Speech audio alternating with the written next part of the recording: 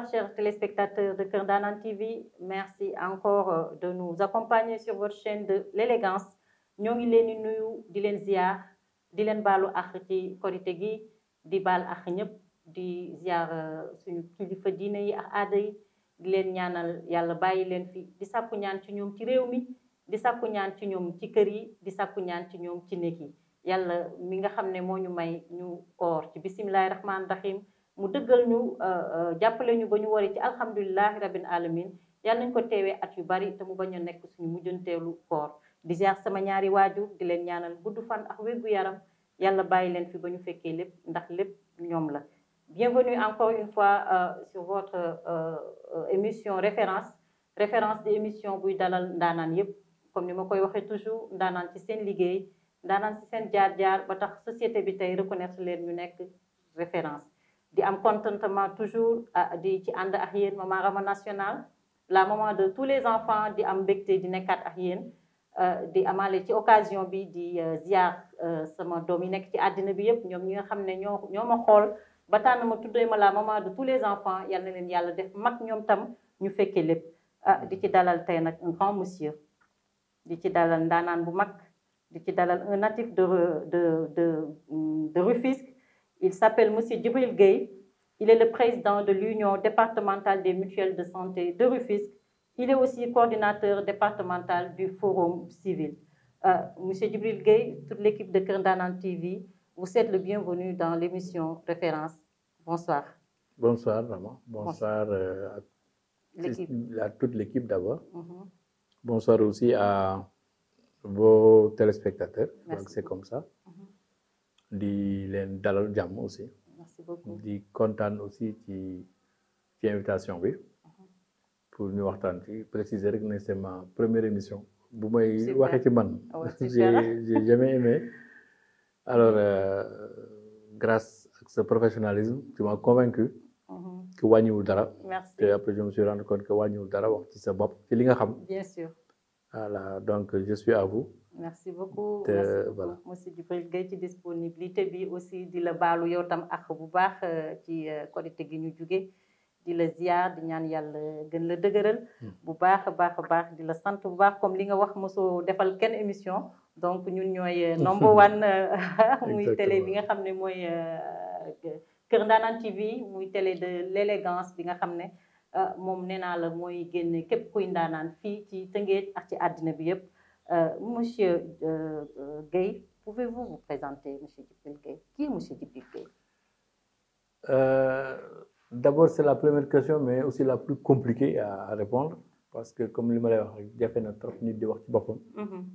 waaye li wér mooy man maa ngi tudd Djibril Gueye. contrairement ak ñu bari lañu xalaat nag juddoo ma fi man maa ngi juddoo Kébémer. D'accord. parce que sama papa ñun ay doomu Ndar lañu. donc sama papa fonctionnaire la woon il était receveur des postes di wër rek. fu nañu affecté ko fa. waaye ba mu mujjee Tëngéej. waaye nag bi ñu fi ñëwee pare xale laa fii laa duggee école nag donc bi ñu fi ñëw xale laa. ba tey. macha allah macha allah nekk fii laa jànge école Matar Seck. fa laa jàngee ba am entrée en sixième. après ma def samay études au collège maa ngi ko defee fi ñuy wax pionnier du syndicalisme. parce que sama mag bu jigéen moo waxoon ma ñëw foofu ci moom mu ngi dëkkoon HLM. pour gën ma surveiller. après bi ma fa amee DFM mu indi ma lycée Abdoulaye Sadji. ba ma am bac. après ci laa door dem université. jàng droit laa jëkk def. super. bi ma defee droit ma cartouché. li defoon suñu cartouche bi ñun ñoo nekk première génération bi Abdou Diouf dàqoon. parce que dama doon reprendre année bi. mu nekkoon année invalide.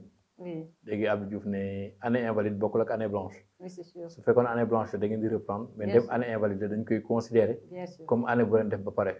fekk muy reprendre woon sama première année. ñëw nag bi ma ñëwee en deuxième année. muy reprendre léegi nag ñu dàq ma. comme ça waaw léegi nag bi ma fa jógee. laa dem SUPDECO école supérieure de commerce bu Dakar. voilà dem maintenant eggali sama njàng def finance cette fois-ci parce que yàlla dafa def bi ma fa jógee dama doon liggéey ak sama benn nijaay mu jóge ma def banque mu intéressé ma nag je suis allé maintenant changer carrément de direction. nga viré. waaw dem defi finance.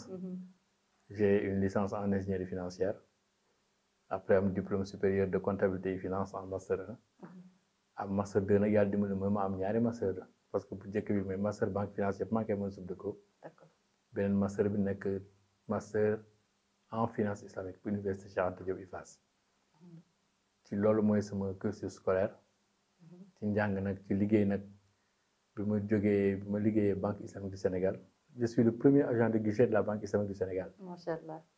donc bi ma fa jógee dama dem liggéey ci benn établissement de crédit bu tuddoon Crédit Sénégalais. D'accord. après laa dem au cabinet bu tudd Capital Finance mooy cabinet d'ingénierie financière léegi bi ma nekkee ci cabinet bi laa liggéey ak ñoom fekk affaire microfinance yi di door a xew. ma rencontré benn Sénégalais de l'extérieur qui voulait que monter une mutuelle d'épargne et de crédit des Sénégalais de l'extérieur. Alors je suis allé au ministère. me renseigner sur la question après wax ci ak sama patron année boobu mun ma tu es très jeune mais c'est nga dem ci créneau boobu ma dugg ci créneau boobu yaa dimbali ma am ci ay certif ci loolu nag ci la ma état du Sénégal recruté pour la première fois parce que dama jaaroon ci benn projet bu ñëwoon Sénégal ñu tudd ko projet de lutte contre la pauvreté PLCP. bi ma defee PLCP le dossier m'a été confié à par un marabout benn sëriñ bu tuddoon Cheikh Abdou Mbacké doomu Gaynde Fatma la donc il avait un projet comme ça bu état bi waroon dimbali pour 13 communautés dans le département de Mbacké mu organiser leen def fa ay caisse di dimbali nit ñi il m'a donné le projet man en tant que xale man liggéey noonu projet bi pour man kiiwul sax après déposer ko ba benn jour rek mu woo ma mais Djibril ça va man ko ça va bien mu ne mais ton projet là il est passé j'ai dit mais quel projet mun ma dossier bi ma defaloon jàll na. ah bon mu nekk une surprise pour toi. jàll na mun a après ma dem ci wax ko sama patron quand même affaire bi jàll na. mun ma tu as vu que maintenant tu as du galon ah. bien sûr c'est très bien mbaa fay na la. man ko noonu waxagul waxu fay. après nag bi mu ñëwee ma noonu du ma la fay mais dama lay laaj est-ce que man sëriñ laa. est-ce que mën nga dem nga piloter ma projet bi à Touba. ah. c'était où le projet. à Touba. man ko c'est loolu nag moom sëñ bi day compliqué xam nga xale bu ndaw door a commencé liggéey nekk Dakar di noos ñu ne da ngay dem Touba pour liggéey. ma ne non attendez loolu damay dem waxtaan ak sama papa quoi. mu ñëw sama papa ne mais tu n'étais pas rassuré. non et puis pour la première fois. Ouais, c'est ça aussi. c'était en 2001. bien sûr après mu ni ma. maintenant da ngay avancer da ngay dem nga laaj sa papa mu ñëw laaj sama papa en bon mouride. ne ma non il faut le faire ma dellu cabinet. alors grand yi forcé ma ne ma maintenant tu as fait des études en finance. Mais sache que tu ne connais que la finance classique. Les rapports et techniques bancaires, tu maîtrises. Ingénierie financière pour les montages financiers, tu maîtrises. Maintenant, il te reste ce qu'on appelle la finance communautaire. Comment faire en sorte que la mobilisation en termes de ressources financières, par les populations. Super. Alors, comment faire en sorte que la microfinance profite maintenant aux populations les plus pauvres? Parce qu'il y a deux intermédiations. Il y a nga fexe ba ñi amul doole les pauvres am xaalis c'est ça qu'on appelle l'ingénierie. Maintenant tu l'as appris en cabinet tu peux le faire pour les grosses sociétés mais avec ça tu vas apprendre à le faire pour les personnes les plus pauvres parce qu'un ingénieur financier c'est quelqu'un qui peut tailler pour toute mesure tout agent économique man li nga may gis nii mën naa ku ma neex mën naa la lebal xaalis parce que je sais comprendre le besoin en finance et les circonstancier par rapport à ton business. Super, alors ci loolu la demee Touba et j'ai piloté ça. Beaucoup de gens ne savent pas que je suis ingénieur financier tellement qu'ils me connaissent que dans l'espace public. C'est ça. Alors c'est dans ce cas-là maintenant en 2004 j'ai rencontré Mohamed Mboy du Forum Civil. Il était venu ici à Rufisque ànd ak maître Mame Adama Gueye. boobu fekkoon na je travaillais avec son benn grand bu doon wax Insa Laye Sey. Alors, ils m'ont convaincu d'être dans la société civile pour ne pas être dans l'espace politique en ce temps-là, parce que moi, il y avait des jeunes, mais qui étaient dans la politique.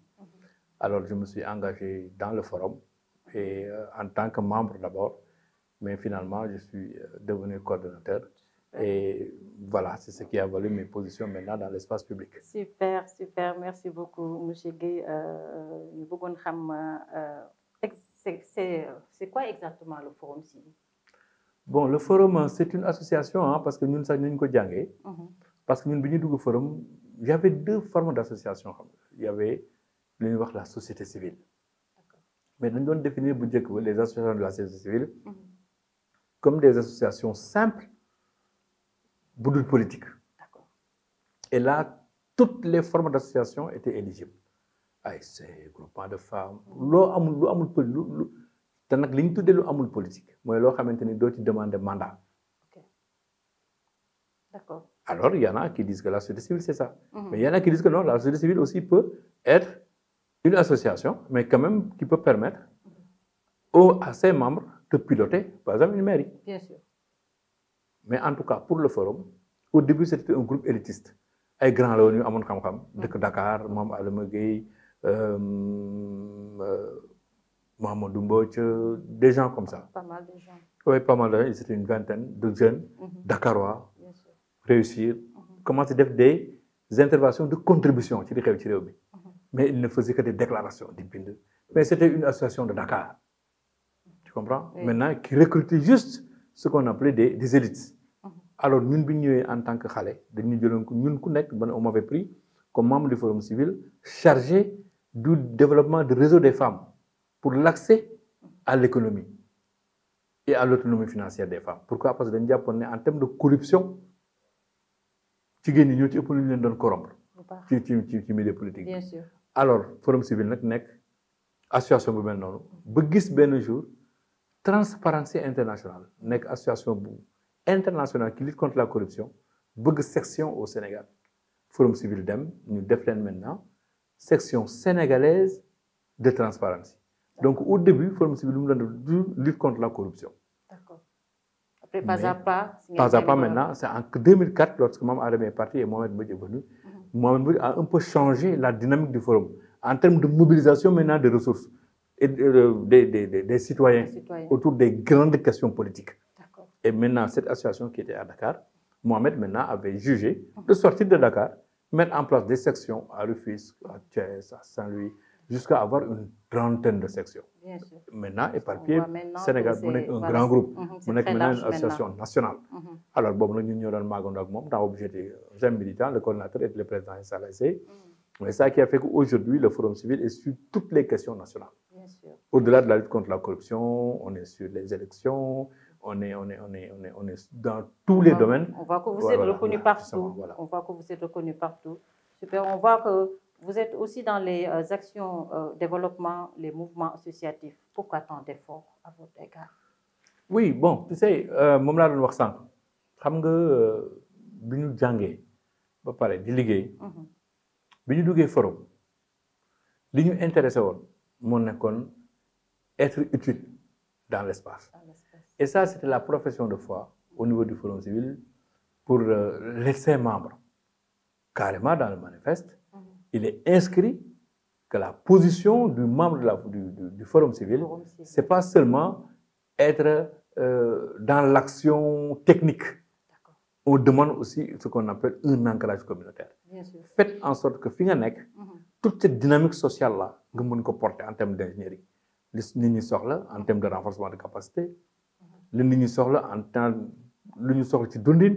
l'accès aux services sociaux de base, l'éducation, la santé. Ce qui est très important ici. Autant d'éléments qui, dans l'espace, manquent dans le monde management.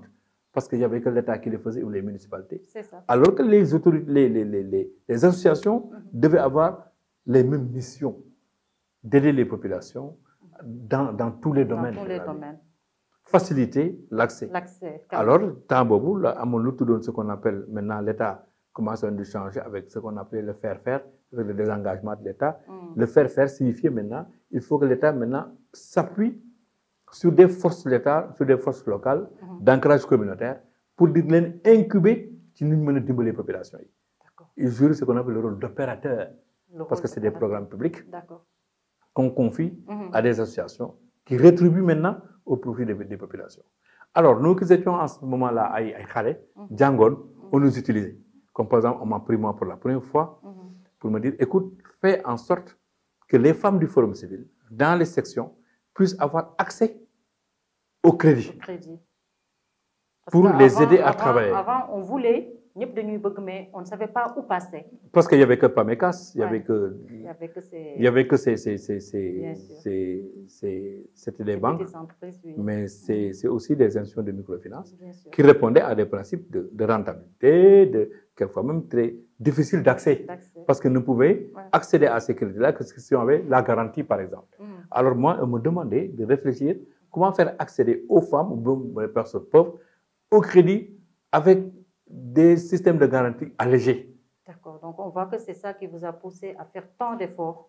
Tant d'efforts, même j'avais même en ce moment-là eu l'appui en forme de grant, un grant veut dire un fonds belge qui m'avait aidé à mettre en place les 5 caisses, pour les caisses du Forum civil Rufisque, Ngaye, Thiès, Saint-Louis et Dakar. Mais vous avez débuté à Rufisque? J'ai débuté à Rufisque ici avec 5 millions de fonds que j'ai distribués aux femmes au taux zéro.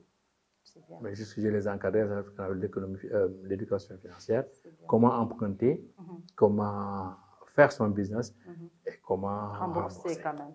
D'accord, c'est super. On voit que vous êtes un homme galant parce que défendre la cause des femmes. Parce que peut-être tant on disait que les femmes sont naïves, mais maintenant je vois que peut-être avec ce dévouement aussi, comme je vous ai dit. Il y a une chose importante que les Sénégalais doivent comprendre. Nous avons une économie informelle pour la plupart. Cela signifie que li ëpp ñi yëngatu ci Sénégal ba pare gën a am doole ci suñu économie mooy ñi nga xamante ne dañuy taaba. Cette forme d'économie là Sénégal daf ci raté lu bari. C'est vrai. Ndax ñu ëppoon ñu ciy liggéey di ëpp li ñuy joxe xaalis waaye formalisé wuñ ko woon. C'est ça. Alors mu def ay perte fiscale même invasion financière bu bare ndax kenn du leen taxé dara. Wallaay. Dañuy gis une bonne dame qui quitte Mbassé Ndiobentaay avec ses légumes qui viennent ici, qui vendent, fay benn et repartent. Il n'y avait pas de circuit formel, de formation d'abord, d'encadrement de ces femmes-là pour les insérer dans le tissu économique formellement. Au-delà des femmes, il y avait encore l'économie en général dans nos types de pays-là était autour de ça. On dirait même 90% des entreprises étaient informelles et avaient leur impact dans l'économie nationale. On n'avait pas formalisé, c'était ça le danger aussi. Alors il est arrivé un moment, maintenant il fallait un peu reculer et regarder ça. Bien sûr. Mais si nous avons Sénégal, nous avons te ñooy fay ñun góor ñi soo ñu lebalee ñu dem takki jabar wala ñu dem defi ko leneen mais jigéen ñi ñoo yor kër yi ñoo yor kër yi. Je vais vous raconter une anecdote. Quand j'ai démarré le programme à Touba, il y avait 3 guichets et ça c'était un programme de l'État. Il y avait un guichet de 25 000, il y avait un guichet de 100 000, de 150 000 et un troisième guichet de 300 000. Les 25 000 étaient destinés aux femmes yi nga xamante ni dañuy nekk ci Touba di def activité yu ndaw yi et petites AGR. C'est ce qui voulait 150 000, c'était en fait ce qui était toujours dans l'informel, hein, mais qui avait un business beaucoup plus important. Vendeur de portables, tissus un peu, des choses comme ça. Les 300 000 maintenant, c'était pour les groupements. C'est ce qui était carrément dans la transformation, parce que l'autre temps, dañ doon am ay ñoom dañ doon def transformation céréale locale, araw bi, sanxal bi, des choses comme ça, gerte gi avec les trucs halieutiques et tout ça. Mais pas de zone de Touba, pas de la zone de Touba. À Touba, c'est la transformation des céréales. D'accord. Alors, légui, man bi may dem, li ma jaaxul mooy nit naka lay doy 25 000. Lan lay nit di doy 25 000 ci crédit. xawma ko Dakar laa jógee ñun suñu daal rek ëpp na 25 000. C'est sûr. Donc pour man lan la nit di doy 25 000. Comment on pourrait s'en sortir avec 25 000? Avec 25 000. Ça m'étonnait. D'accord. Alors maintenant, j'ai fait ma grande conférence là de sensibilisation. L'État est là pour vous aider. Xam nga rek soo nekkee xale waane. Di wane ne affaire bi mën nga ko quoi. Di waxtaan ki ndeysaan ñu indiqué ma sama premier des femmes. mu ñëw dajeeg ñoom pour la première fois. ñu dalal ma ndeysaan laal seen dossier yi Café Touba bi tout ça te prennent comme Dieu le Père nga tiitalu tuuti. tu vois ñu on les salue de passage waa Touba. ndeysaan teraanga ci ñoom la fekk bu baax waxtaan ak ñoom ndeysaan j'ai gardé ci souvenir yu bari foofu. macha allah alors quand j'ai parlé avec les femmes l'anecdote que je te raconte alors waxtaan ak ñoom ba pare man leen léegi dama bëggoon ngeen tànn ci xaalis bi fan ngeen di tànn da ngeen di tànn pour ñu lebal leen 25 000. wala ngeen tànn 100 000 wala ngeen 150 000 wala 300 000. ma gis benn ndaw ne ko yow de yow ñaata nga soxla ci xaalis mu ne daay juróomi junni moom lépp ku bëri na de. ma tiit quoi man ko ñaata nga soxla mu ne man de suma mun ñaari junni wala junni baax na. te damay bàyyi ma laaj sama jëkkër ba pare. man tam ma ko c'est mon métier. man ko mais yow ñaari junni yi loo koy doyee. kan la mën mun ma ñaari junni yi baax na. ci laa jëkk dégg bin. les fer là. fer yi les perles de femme. munuma laay laa su ma demee ba jënd samay peru junni. su ma ci defee per. mën naa ci am lu mu gàtt ñeent fukk wala juróom fukk bin. c'est sûr. bin. sant. ndekete ñoom t'en revenais pas. non. pour man 5000 francs yéen ku leen ko jox mu jeex. c'est vrai 5000 ndekete mën na démarrer business. alors li ma sama patron waxoon. ni ma soo demee tu vas trouver une autre forme d'ingénierie pour nga xam yeneen type d'agent économique nga am. Super. Tu vois, donc voilà quoi. Super, c'est pour comme le métier. On dit, je vous rappelle aujourd'hui qu'on est à Rufisque, plus précisément à Kérissouf, Dalal Monsieur Djibril Gueye. Si référence, on voit que c'est un référence lui. Franchement, surtout dafa farci jigéen ñi. Il faut que ma farci yow. Voilà, vous étiez où vous êtes jusqu'à présent dans le conseil de quartier de Rufisque. Qu'est-ce qui vous lie avec le quartier de conseil de quartier? Bon, cette histoire de conseil de quartier, je suis plus dans ça. Mais li ko defoon mooy quand j'ai rencontré quelqu'un pour la première fois mooy wax waxu conseil de quartier. C'est quelqu'un une figure emblématique à Rufisque. Idi Thiaw. C'était en quelle année on peut savoir? Oui, c'était vers les années 2009, 2010, 2012, des choses comme ça. Bu ñëwee nag wax ma ko ma laaj ko documentation bi parce que c'était le moment temps boobu nag j'étais très actif dans les mouvements associatifs. Maintenant j'avais eu du galon au niveau du forum civil. Je suis coordinateur léegi xam naa lan la j'étais connu même au niveau national parce que je pilote des programmes au forum civil, des programmes au niveau national. Bien sûr, on vous suit partout voilà, dans le monde. donc maintenant j'avais du galon, je comprenais maintenant comment les choses se passent, comment la société civile doit fonctionner, comment on doit avoir une implication citoyenne. Alors j'ai pris la balle au bon pour dire que maintenant un conseil de quartier, c'est l'implication des populations dans la gestion des affaires locales. Donc c'est nous qui devons être aujourd'hui le cercle d'adossement des politiques locales proposées maintenant à l'appareil. La maire ne doit plus nous imposer des activités. C'est ça. On doit être à mesure maintenant de lui dire, nous voilà ce que nous voulons en tant que population. Comme ça, la mairie m'a rejoindre. C'est ça la naissance. Alors je me suis documenté dans ça et j'ai mis en place le premier conseil de quartier ici. À Rufisque même. Et plus précisément à Kérissouf. Te bi ñu may fal nekkuma fi. Dama defaroon wax nii lay dem rek. Après tukki. ñoom bi ñu dajee pour fal kenn ñu xuloo seen biir. Parce que su fekkee nii dañ naan ni kii politicien la kii waa Samir la ànd ak xaw ñu ne mais pourquoi ne pas aller prendre Djibril qui n'est nulle part. Qui n'est rien. Alors on m'appelle man je ne suis pas au Sénégal. C'est vrai. Après quand je suis rentré mu ñëw gars yi Djibril affaire bi yaa ko monté mais keroog bi ñu dajee ci kër ga pour defar ko ñëpp doon xuloo. On a dit que pourquoi tu ne le pilotes pas et j'ai piloté ça. Alhamdulillah. Ma boole ko ci j'ai piloté ça ba mu xamante ne benn moment. Après ma xam nga ci ne da ngay bàyyi parce que c'est un quartier aussi, c'est un quartier puisque Kérissouf c'est un beau quartier. En parlant de Kérissouf, ce quartier il était le chouchou vraiment des Rufisquois avant dañ daan wax bu ñu gisee ku dëkk Kérissouf rek dañ naan voilà ñoom ñooy ñi am xaalis ñooy les meilleurs sapeurs ñooy nandite yi comme ni ñu koy di waxee. Actuellement on voit que Kérissouf marché bi nangu na ko en tant que natif de Rufisque ou bien en tant qu'habitant de Kérissouf nan ngay dundee loolu. Bon, tu sais, c'est pas assez regrettable. C'est-à-dire qu'il y a une réflexion boo xamante ne nit ñi ñoo ko war a mën nous sommes Kër Suuf dëgg la quartier la woon comme on peut dire waaw bu baax ñun fii la ñu yaroo fii la ñu defee suñu lépp donc li nga wax yëpp doon nañ ko ci wax effectivement dañuy bëgg solo par force lay nekk parce que bon en tout cas je dirais pas ça pour être en tout cas je dirais pas ça c'est les autres qui l'ont dit voilà mais en tout cas li amoon solo mooy loolu mi ngi fi woon mais li ma nanguwul mooy dëkk dafay dox.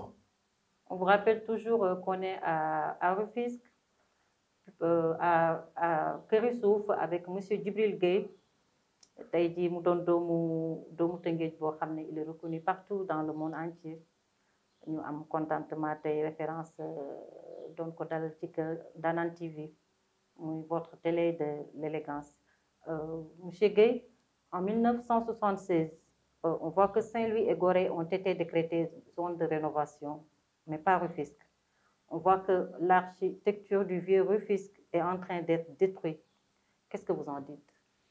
Bon, loolu moom je crois que liggéey rek la laaj moom laay wax sànq il va avoir xam nga dafa baax suñu kilifa yi di am li ñuy wax un sentiment d'anticipation ci ay activités xam nga ñu ngi naan ay Tëngéej autoroute à péage bi da ko wër léegi Tëngéej doon dee na Tëngéej waru dee non du mës a dee te du mës a dee nit ñi ñoo war a xereñ di ko topp ci ñu dëkk di doxee bien sûr comme la doon wax sànq ci Keur Souf marché bi nanguwu ko il faut nit ñi changer ni ñuy dundee biir Keur Souf esprit yi changer kon Tëngéej bi mu waree dugg ci loolu dafa yàgg parce que dëkk la bu baax bu yàgg historiquement reconnu histoire moo reconnaître Tëngéej mais ñi hérité Tëngéej boobu ak léegi yëpp liggéey ñu ci loolu pour que patrimoine culturel ak historique bu Tëngéej ñu mettre ko en valeur Tëngéej soo waxee Tëngéej ci àdduna ñëpp xam nañu Rufisque ak li muy signifié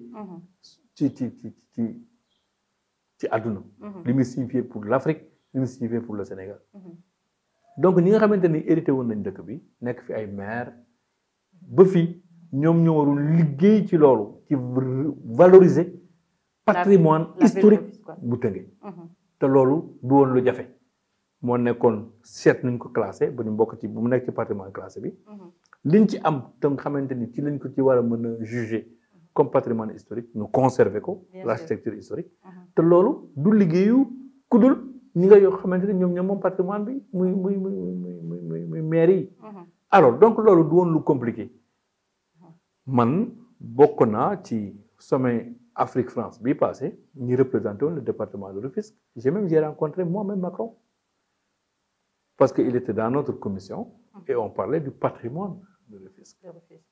Moi, j'avais soulevé la question de revaloriser un peu nos relations dans la coopération décentralisée, de nous revaloriser le patrimoine de Rufisque.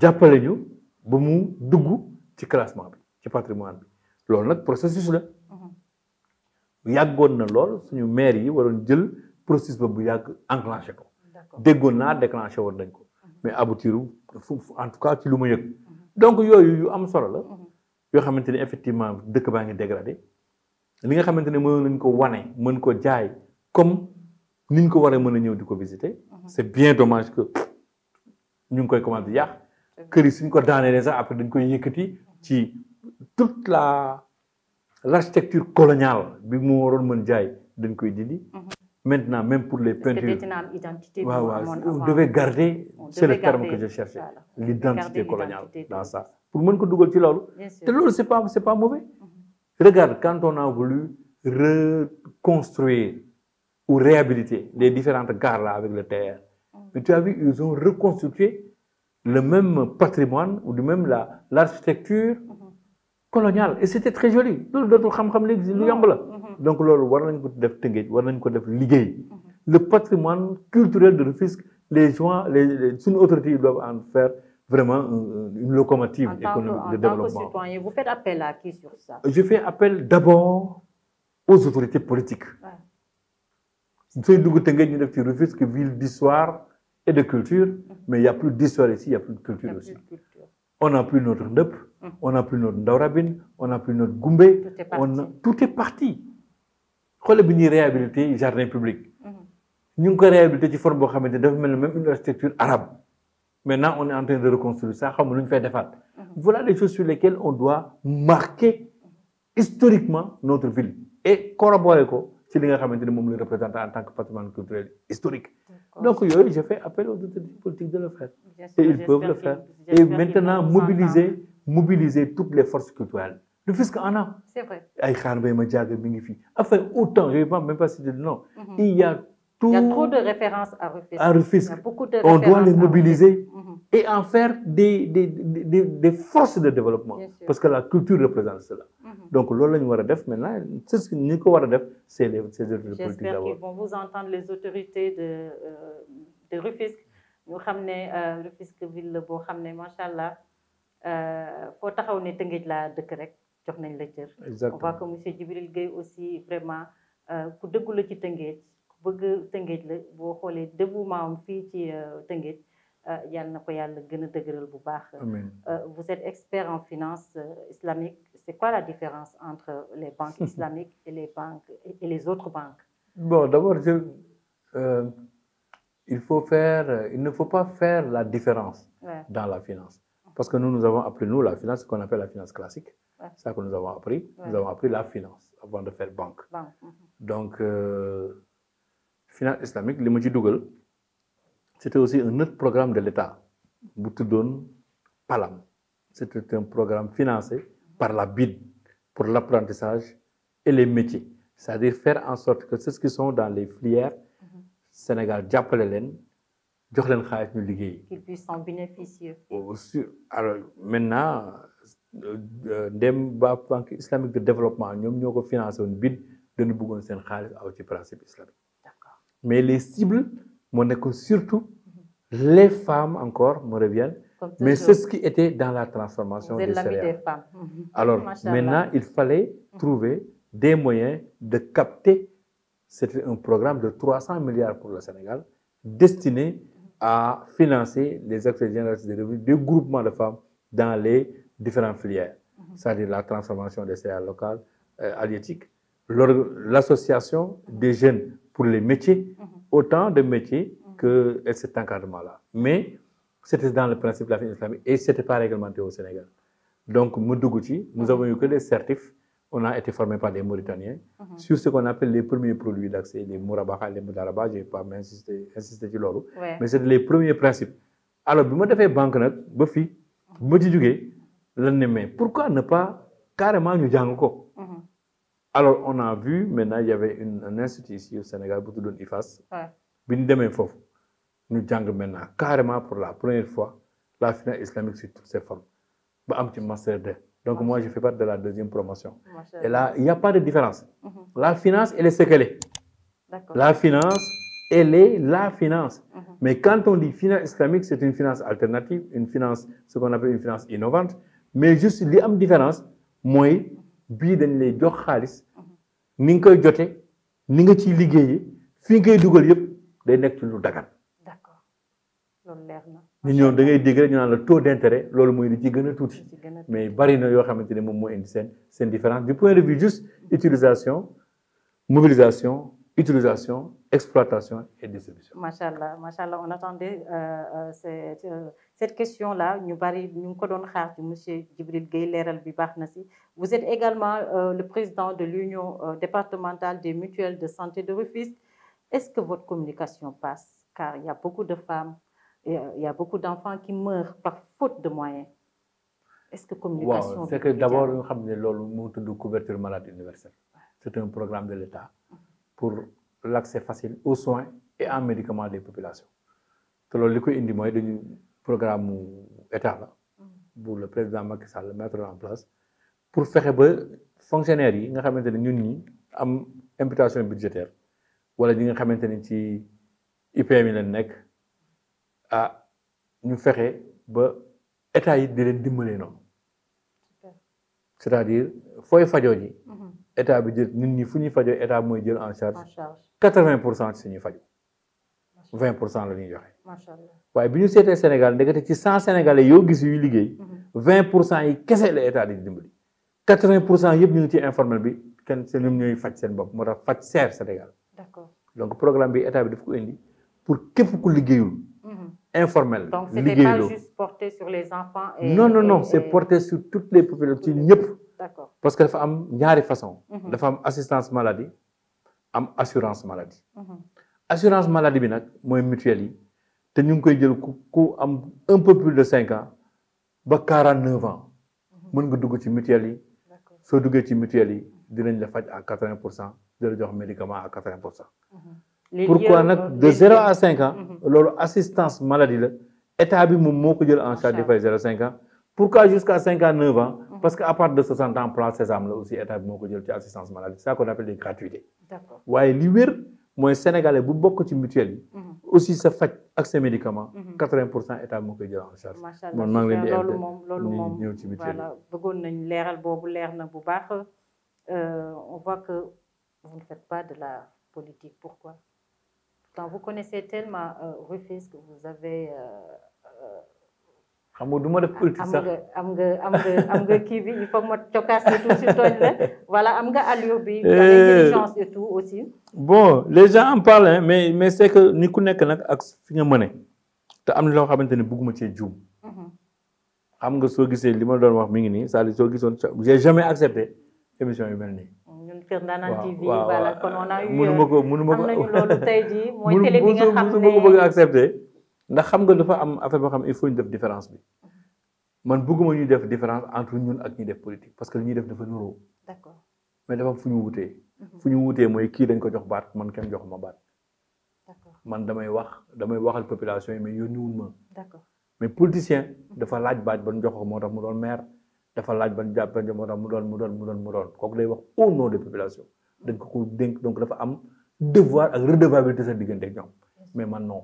D'accord. man dama jàpp ne. dama war a liggéeyal population yi nekk au service des populations comme on appelle man c'est mon cadre d'expression citoyenne parce que ku nekk war nga am un sursaut républicain boo war a am. seet lan ngay jëriñ si réew. ñun loolu la ñu jëriñ ba tënk waaye nag loolu bëgguñu cee jum. bëgg ma dem ba foog ne maa gën a populaire politiciens yi. wala foog nga am foo far. man talaguma ko xaw ma nag nu muy demee ëllëg mais fu mu ne nii li ma opté mooy liggéeyal askan wi. ci ni ma mane ak ni ma attane. te loolu sax la askan bi soxla jamono yi ñu toll nii.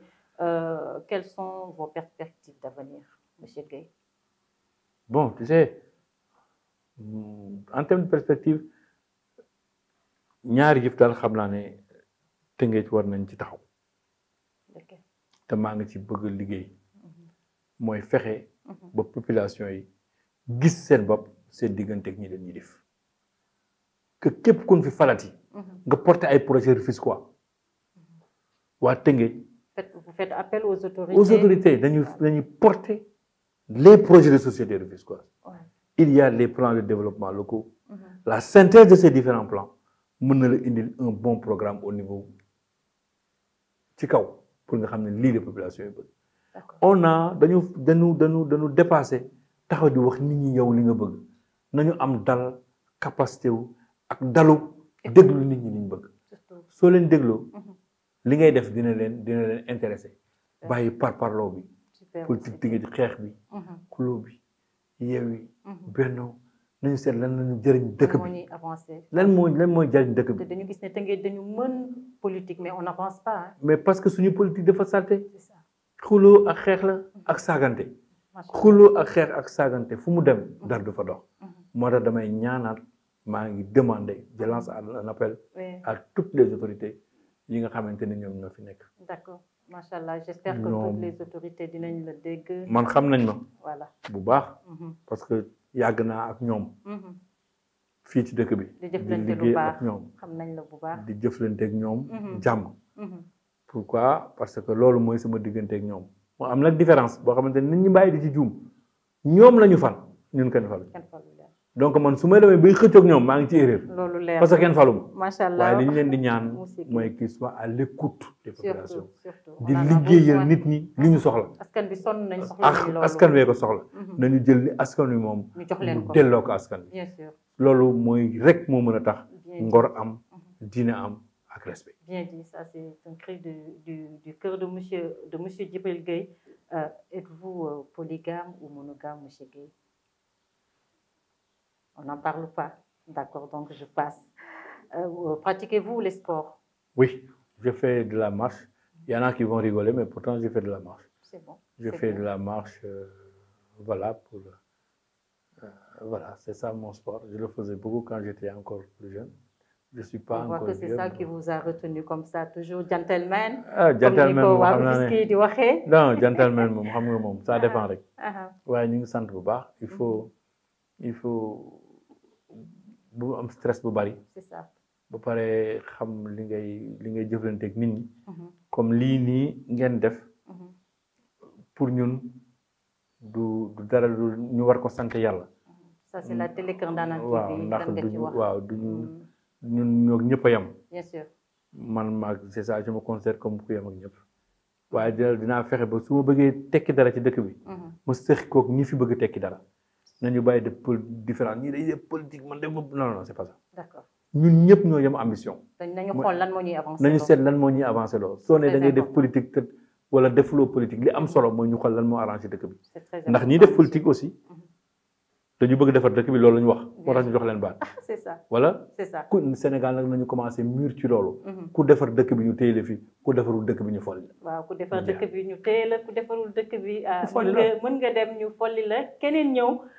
du boobaa du doon parparloo du doon dara day doon rek intérêt Rufisque intérêt dëkk bi parce que quoi qu'on dise ñun amuñu lu dul Tëngéej. dëkk bu neex voilà dëkk bu neex fier d'être Rufisquois comme on le dit votre dernier mot monsieur Gueye.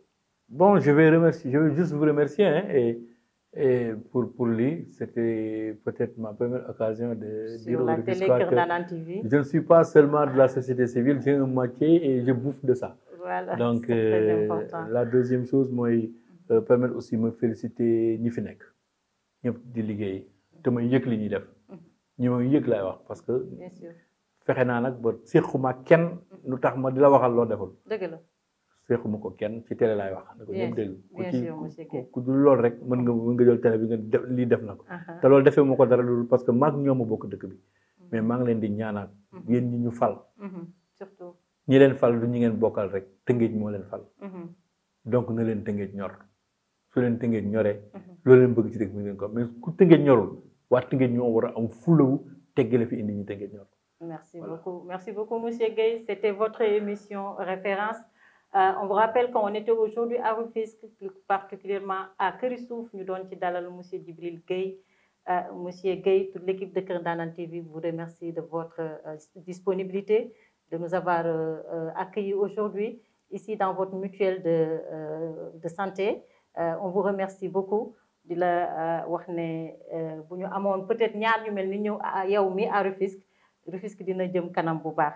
Merci beaucoup aux techniciens, les hommes de l'ombre. muy équipe bu Assane ce sont des xale yoo xam ne ñuy Kër Ndanane TV di bay seen waar je vous remercie ñoom nee naa la lu baax ñoom la lu rafet ñoom la yal na leen yàlla gën a dëgëral bu baax nous remercions aussi toute l'équipe de Kër Ndanane TV ñoom tam maa ngi leen di ziar ci korité gi parce que liñ naan fa ngay liggéeyee ñoo ñooy sa famille ñu ngi leen di remercier bu baax merci beaucoup aux chers téléspectateurs de Kër Ndanane TV qui nous ont suivis de près ou de loin.